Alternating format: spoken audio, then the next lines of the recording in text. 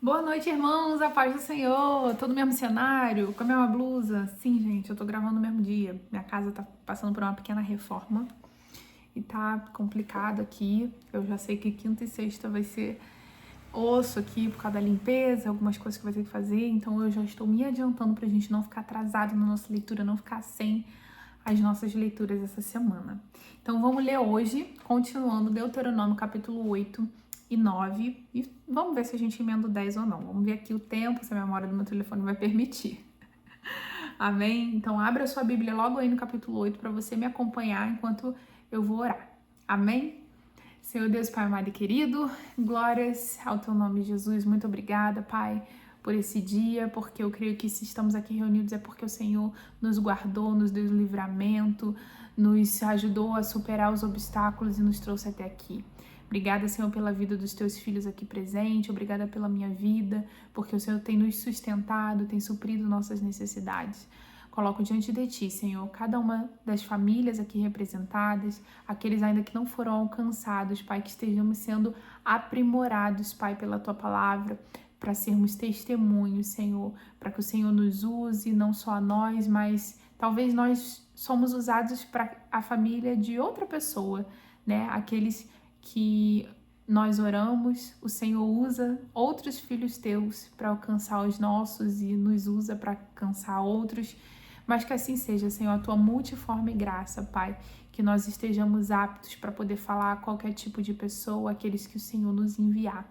Nos prepara, nos dá entendimento, nos capacita, Senhor, em nome de Jesus. Nós consagramos esse tempo a Ti, Pai, essa leitura de hoje nos dá entendimento. Amém. Amém, irmãos. Então vamos lá, continuando o capítulo 8, discurso de Moisés aí em Deuteronômio. Ele vai falar agora dos benefícios do Senhor. Tereis muito cuidado em cumprir todos os mandamentos que hoje vos ordeno, para que vivam e vos multipliqueis e tomes posse da terra que o Senhor com juramento prometeu a vossos pais. E te lembrará de todo o caminho pelo qual o Senhor teu Deus te guiou no deserto estes 40 anos, para te humilhar e te provar, para saber o que estava no teu coração, se guardaria ou não os seus mandamentos. Então a gente vê aqui um pouco da intenção, né, que segundo Moisés, o Senhor permitiu que o povo ficasse no deserto antes de entrar na Terra Prometida. A gente vê que tem vários propósitos, né, e que o povo cada vez mais foi aumentando esse tempo deles ficarem no deserto, porque de fato o coração deles era inconsequente, desobediente, obstinado, né? Então o Senhor estava preparando eles para ser uma nação, o Senhor estava provando o coração deles, né? E essas inúmeras coisas que a gente já foi vendo antes e agora o que a gente vê agora, e que de fato o povo, né, por muitos momentos mostrou esse coração obstinado, essa desobediência ao Senhor, que não estava preparado para receber aquilo que o Senhor lhe daria, né? Então o povo tinha uma promessa, um destino, mas o povo também não estava preparado para chegar lá, né?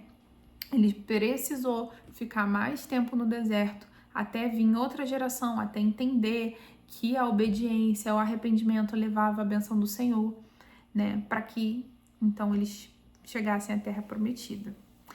3. Ele te afligiu e te deixou ter fome, depois te sustentou com o maná que não conhecia e que os teus pais também não conheceram, para te dar a entender que não só de pão se vive o homem, mas de tudo que sai da boca do Senhor. Aqui a gente vê, inclusive, uma frase que o Senhor Jesus usa na sua tentação no deserto, né? Quando o diabo tenta para que ele transforme pedras em pães, né?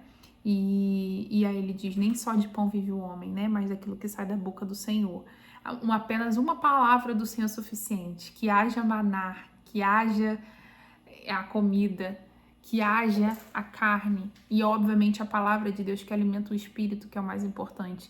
Mas se o espírito que é mais importante, ele alimenta, a carne para o Senhor é menos importante. Isso é a provisão material, é o menos importante, é o mais fácil, né? Não o menos importante que o Senhor não vai prover, né? A gente vai ver lá em Provérbios ele dizendo, né? Teu Pai Celestial sabe aquilo que você tem falta, né?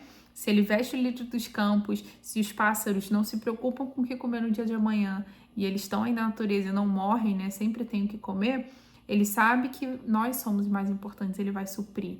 É para que isso não gere ansiedade em nós, né? Preocupação, né? Que nós devemos nos revestir, nos alimentar do que é mais importante, fortalecer o espírito, porque o material, o Senhor, ele vai prover, né? 4. Nunca se envelheceu as tuas vestes, nem se inchou teus pés esses 40 anos. Reconhece, portanto, em teu coração que como um homem castiga seu filho, assim te castiga o Senhor teu Deus. Guarda os mandamentos do Senhor teu Deus para andar nos teus caminhos e o temer, pois o Senhor teu Deus te faz entrar numa boa terra, terra de ribeiros de água, de fontes, de mananciais profundos que manam dos vales e das montanhas. Terra de trigo, cevada, vides, figueiras e romãzeiras, terra de oliveiras, de azeite e mel. Terra em que comerá pão sem escassez, e nada te faltará nela, terra cujas pedras são de ferro e de cujas montanhas cavará o cobre. Comerá e te fartará, bendizendo ao Senhor, teu Deus, pela boa terra que te deu. Guarda-te de não te esquecer do Senhor, teu Deus, não cumprindo seus mandamentos e seus juízos e seus estatutos que hoje te ordeno. É importante que até hoje, eu creio que isso é uma questão, né? Quando as pessoas se fartam, né? Alcançam as bênçãos prometidas, muitas vezes elas são levadas também pelo engano e se esquecem de cumprir os mandamentos do Senhor. Não se esquecem, às vezes, daquilo que o Senhor fez, mas se esquecem de continuar seguindo e cumprindo os mandamentos do Senhor, né? Versículo 12. Para não suceder que depois de teres comido e estarem fartos, de terem edificado boas casas e habitado nelas, e depois de se multiplicarem as tuas vacas e as tuas ovelhas, e aumentar a prata e ouro e tudo quanto tens, se ensoberbeça o teu coração e te esqueça do Senhor, teu Deus, que te tirou da terra do Egito, da casa de servidão. O que eu acabei de falar para vocês, nem me lembrava que a continuação era essa, né? A soberba muitas vezes entra no coração dos homens quando entra as riquezas, né?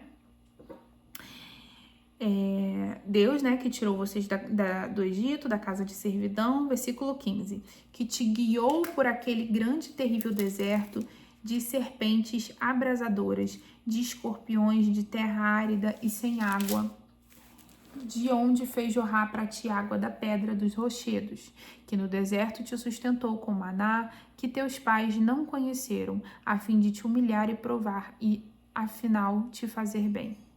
Não diga no teu coração, a minha força e o poder do meu braço me proporcionaram esta riqueza. Antes te lembrará de que o Senhor teu Deus é que te dá força para adquirir riquezas, confirmando a aliança que jurou a teus pais, como hoje se vê. Então, a gente vê aqui que há um trabalho nas nossas mãos, né? Há algo que a gente busca, a gente trabalha, a gente se esforça, mas é o que ele está dizendo. Te lembre que é o Senhor que te dá força para adquirir riquezas, né? Por que ele faz isso? Porque ele preza pela aliança dele, né? O Senhor renova as forças, né? O Senhor dá as oportunidades, abre as portas. 19. Se porém te esquecer do Senhor teu Deus e andares após outros deuses, servindo-os e adorando-os, protesto hoje contra vós, que certamente perecereis. Como as nações que o Senhor destruiu de diante de vós, assim perecereis, pois não quiseis obedecer à voz do Senhor, vosso Deus. Capítulo 9, então, continuando. O dom da terra é gratuito. Ouve, ó Israel, hoje passará o Jordão para entrar e possuir as nações maiores e mais fortes do que tu, cidades grandes e muradas até o céu. O povo é grande e alto, filhos dos Enaquins, que tu conhece e de quem já ouviste dizer. Quem poderá enfrentar os filhos de Enaque, os gigantes, né, gente? Sabe, porém, hoje, que é o Senhor teu Deus que vai na tua frente, como um fogo consumidor, ele os destruirá e os derrubará diante de ti, e tu cedo os expulsará e os desfará como o Senhor te prometeu. Quando o Senhor teu Deus os lançar fora de diante de ti, não diga em teu coração, por causa da minha justiça é que o Senhor me trouxe a esta terra para possuir. Não é por causa da nossa justiça, né, gente, que o Senhor tem misericórdia de nós. Antes é pela impiedade destas nações que o Senhor as expulsa de diante de ti. Não é por causa da tua justiça, nem pela retidão do teu coração que possuirá a sua terra, mas pela impiedade destas nações. O Senhor teu Deus as expulsará de diante de ti, e para confirmar a palavra que o Senhor teu Deus jurou a teus pais, Abraão, Isaque e Jacó. Então a gente consegue fazer aqui também um link, digamos assim, que Deus está dizendo assim: eu escolhi vocês para ser meu povo, mas a gente já viu inúmeras vezes o Senhor falando que a desobediência teria consequências. E agora ele está falando: eu vou expulsar esses povos da presença de vocês. Vocês vão lutar com eles, mas vocês vão ter vitória. Mas não é porque vocês são bons, é porque esses povos também têm me desobedecido e me desagradado, seguido outros deuses, né, fazendo tudo que é errado. E vocês, se chegarem lá e cometerem os mesmos pecados, adorar outros deuses, vocês também vão perder aquilo que eu prometi. Porque a promessa do Senhor, ela tem uma condição, né? Ela tem um pré-requisito a ser cumprido. Então não é porque você é um alecrim dourado, né? Óbvio que o Senhor escolhe a nação de Israel e o Senhor dá várias oportunidades, mas a desobediência, ela também vai desencadear a ira do Senhor, né? O juízo do Senhor. Então a gente precisa trazer para compreensão que o Senhor é misericordioso, mas a desobediência, ela acarreta consequências. O pecado acarreta consequências, por mais que o Senhor perdoe algumas vezes na nossa vida, né? Hoje, graças a Deus, temos Jesus que intercede por nós, né? Falamos muito quando lemos o Novo Testamento. Versículo 6. Sabe, portanto, que não é por causa da tua justiça que o Senhor, teu Deus, te dá esta boa terra para possuir, pois é povo rebelde. Lembrai-vos e não vos esqueçam de que muito provocaste a ira do Senhor, vosso Deus, no deserto, desde o dia em que saíste do Egito até que chegaste a este lugar. Fostes rebeldes contra o Senhor. Já em Horebe, tanto provocaste a ira do Senhor, que ele se irritou contra vós para vos destruir. Subindo eu ao monte para receber as tábuas de pedra, as tábuas da aliança que o Senhor fizera conosco, fiquei no monte 40 dias e 40 noites, sem comer pão nem beber água. O Senhor me deu as 2 tábuas de pedra, escritas com o dedo de Deus, e nelas estavam todas as palavras que o Senhor havia falado convosco no monte, no meio do fogo, no dia da reunião. Ao fim dos 40 dias e das 40 noites, o Senhor me deu as 2 tábuas de pedra, as tábuas da aliança. Então o Senhor me disse: levanta-te e desce depressa daqui, porque o povo que tiraste do Egito já se corrompeu. Cedo se desviaram do caminho que eu lhes tinha ordenado e fizeram para si imagens fundidas. No episódio lá do bezerro de ouro, né? Então, o que eu falei com vocês ontem? Algum momento, então, o Senhor orienta Moisés de que essa jornada no deserto, né, tudo isso que aconteceu deveria ser escrito, né? Para que nós hoje tivéssemos acesso como estamos tendo aqui no livro, na Bíblia. E a gente vê que com a lei, o próprio Senhor fez isso. Tamanha é essa importância. O Senhor fala ali no monte, o povo ouve as ordenanças, né, a aliança que o Senhor está fazendo, mas o Senhor ainda assim entrega para Moisés as tábuas com essas leis escritas, né? Moisés desce, o povo está pecando lá adorando o bezerro, Moisés quebra as tábuas, mas o Senhor ainda assim dita para que Moisés escreva novamente. Então a gente vê que tem essa perpetuidade, eu não sei nem se existe essa palavra, né, de passar, mas esse sentido de passar a tradição, que no caso não é para nós, não é só uma tradição, mas a história do povo, aquilo que Deus fez, isso foi mais importante do que apenas ser oral, do que apenas falar. E aí, fazendo uma comparação com outras religiões, por exemplo, que a gente vê que até hoje elas são transmitidas oralmente. O que é transmitido oralmente? É de boca, né? De pai para filho, de descendente, de um povo para outro. Hoje em dia a gente vê algumas pessoas, pesquisadores, pessoas que são crentes, né, dessas religiões, fazem as suas teorias e fazem livros e tudo mais, mas a gente vê que não tem um livro base, assim, né? Então, não é como a Bíblia, né? Um livro que vem aquela história desde os primórdios, desde o início, enfim. E a maioria das outras religiões tem muitas bases bíblicas ou de histórias que se comparam com a Bíblia ou com povos, né, que viviam ali naquele mesmo tempo, enfim, né? Então a importância, e esse livro aqui se perpetua até hoje, né?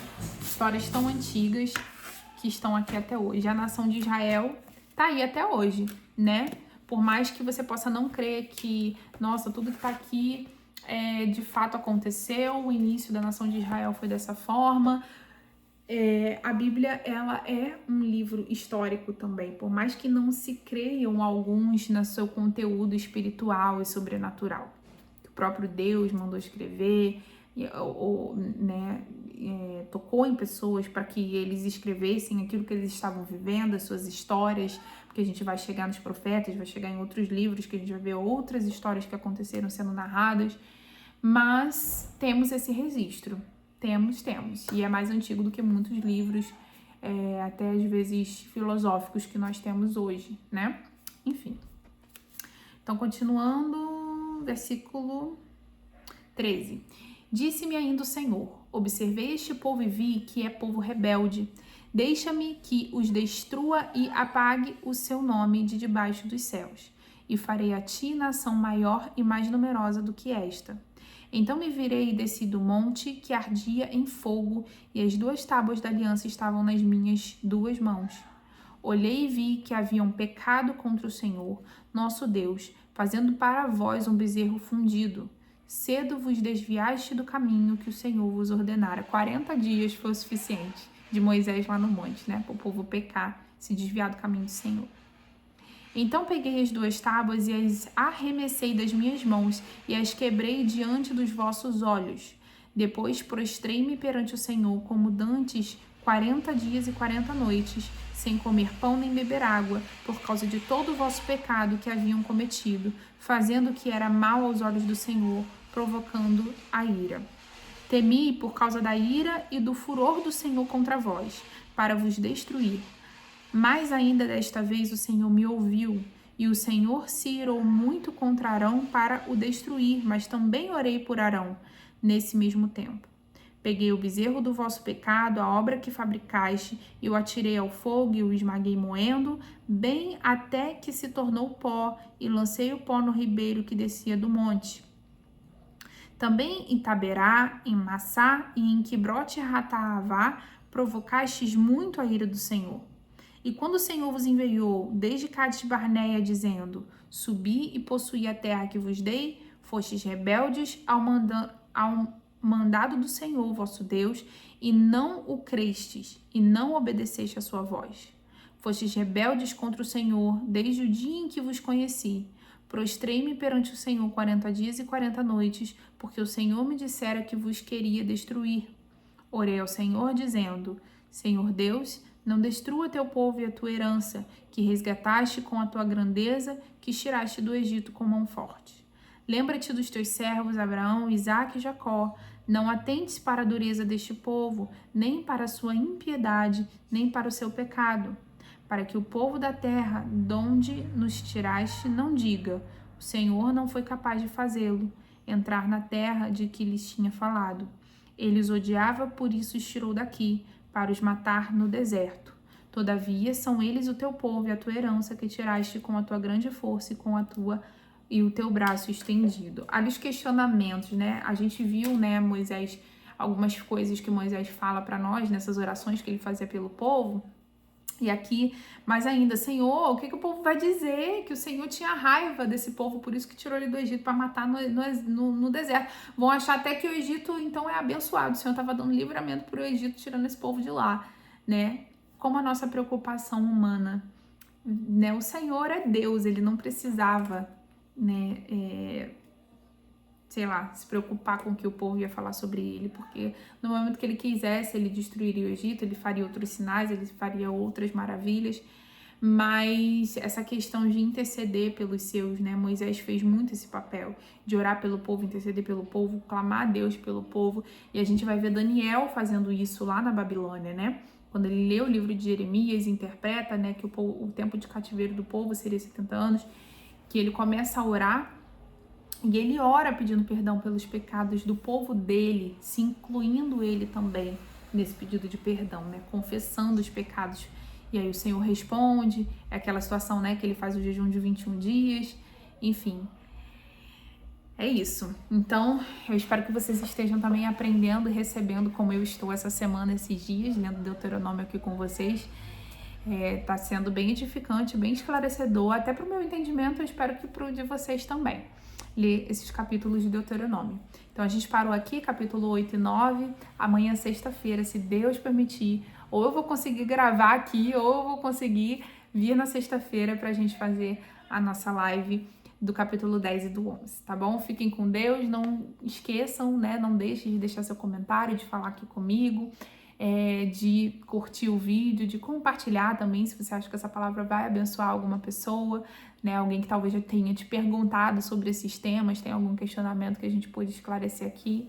Enfim, fiquem com Deus, uma boa noite, um bom sono, um bom descanso, tenham um dia amanhã abençoado em nome de Jesus e até amanhã. A paz do Senhor.